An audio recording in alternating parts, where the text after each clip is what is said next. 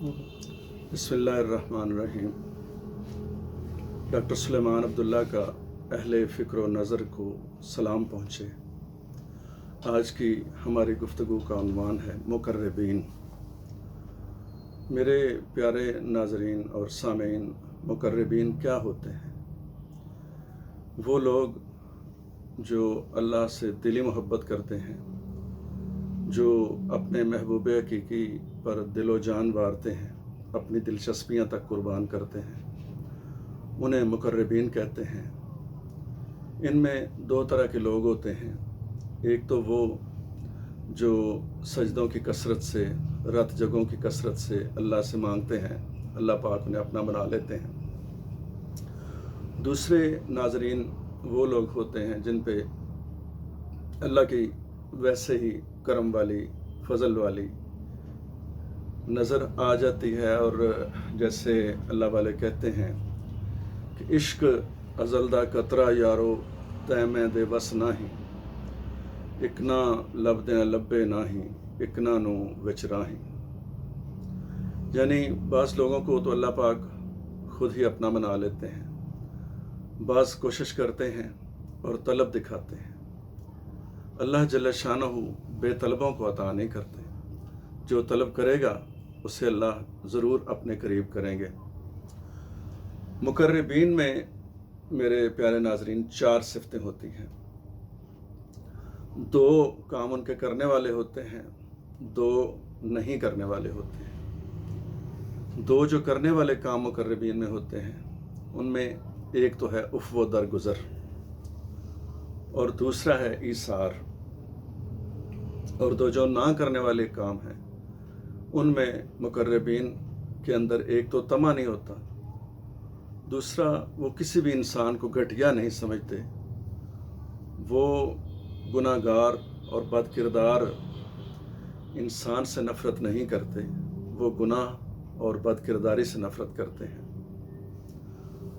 तो इश्क जो अज़ली और अब्दी इश्क है, अल्लाह जल्ल शानहू की मोहब्बत है, ये एक बहुत बड़ा ख़जाना है, बहुत बड़ी अता है, और बहुत कम लोगों को ये नसीब होता है।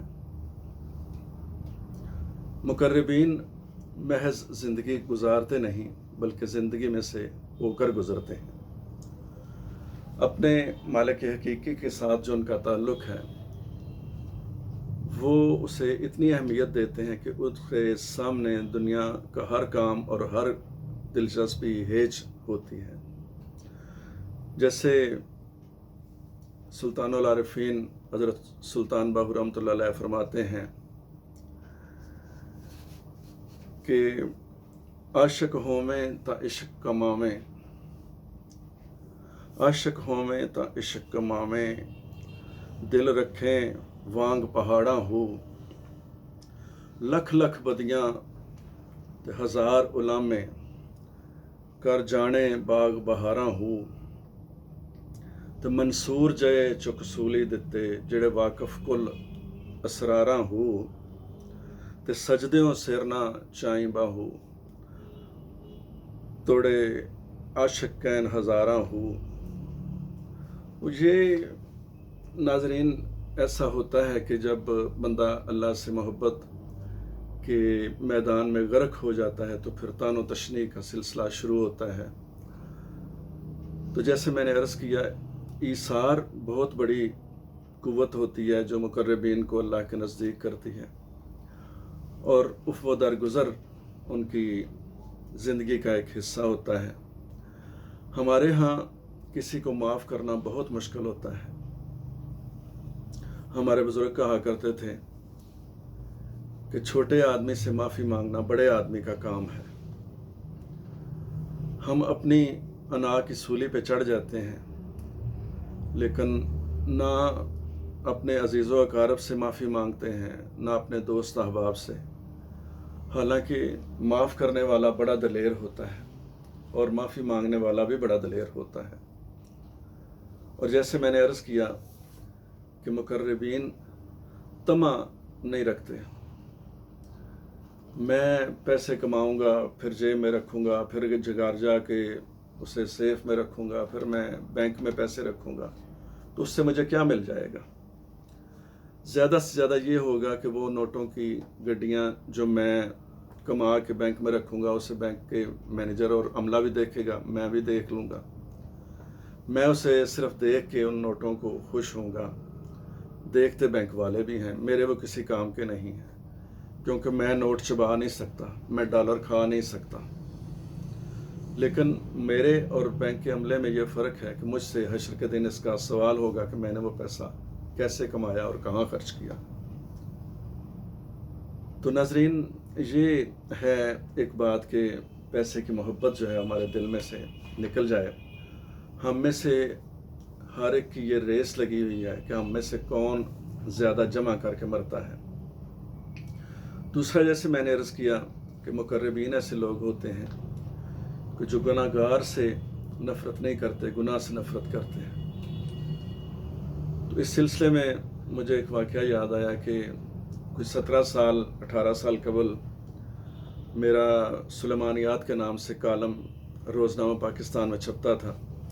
جناب مجیب الرحمان شامی سے میری بڑی نیازمندی تھی، تو میرے کالم کے ساتھ محترمہ افضل توصیف صاحبہ کا کالم کڑوا سچ کے نام سے چھپتا تھا۔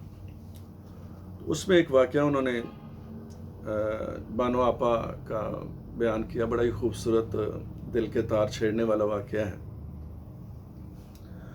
کہ داستان سرائے جہاں بانو آپا کی رہائش تھی اور اشفاق احمد مرحوم، تو ایک رات کو چور ان کی داستان سرائے والی رہائش کے پچھلے حصے سے پائپ کے ذریعے دوسری منزل پر چڑھا اور قیمتی چیزیں وہاں سے لے کے جب وہ دوسری منزل سے نکلنے لگا تو زمین پہ آ گرا۔ اس کے گرنے کی آواز سن کر گھر کے ملازم بھاگے اور اسے پکڑ کر ڈرائنگ روم میں لے آئے۔ گرنے کے بعد چور کی ٹانگ زخمی ہو گئی تھی لیکن فریکچر نہیں تھا۔ تو اب ملازمین کا یہ خیال تھا کہ چور کو تھانے جا کے تو حوالات کے حوالے کیا جائے۔ یہ شور سن کے بانو آپا بھی تشریف لائیں تو بہت دکھی ہوئیں، حیران بھی ہوئیں۔ انہوں نے چور کے زخم کو دیکھا تو فوراً کہا کہ میرا فرسٹ ایڈ والا باکس لے کے آؤ۔ تو وہ چور کو مرہم پٹی کرنے لگیں اور ساتھ یہ کہتی جا رہی تھیں کہ ویکھاں ویرا تینوں کوئی شے چاہیے سی تو میرے کو منگ لینا، ہن تو انی مشکل ڈگا بھی ہے مکان دی چھتوں اور تیرا لت بھی زخمی ہو گئی ہے، شکر ہے چلو فریکچر نہیں، ورنہ ہن میں راتی 2 بجے تینوں کتنے ہسپتال لے کے جاندی۔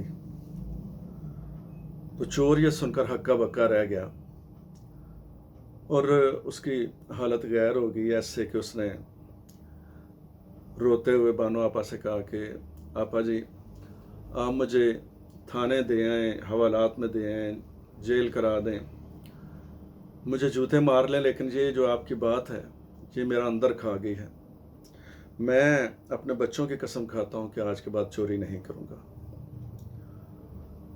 تو ناظرین، یہ مقربین لوگ تھے کہ جن کے دل میں انسان کی محبت تھی۔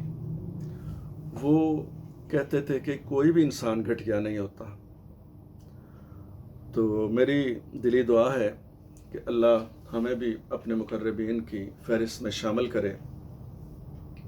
میں آپ سب کے لیے دعا گو ہوں کہ اللہ آپ سے اس طرح راضی ہو جائے کہ پھر کبھی ناراض نہ ہو۔ اللہ آپ کو آپس کی محبتیں عطا کرے اور آپس کی نفرتیں اللہ پاک ختم کرے اور اللہ جل شانہ ہم سے راضی ہو۔ خدا حافظ۔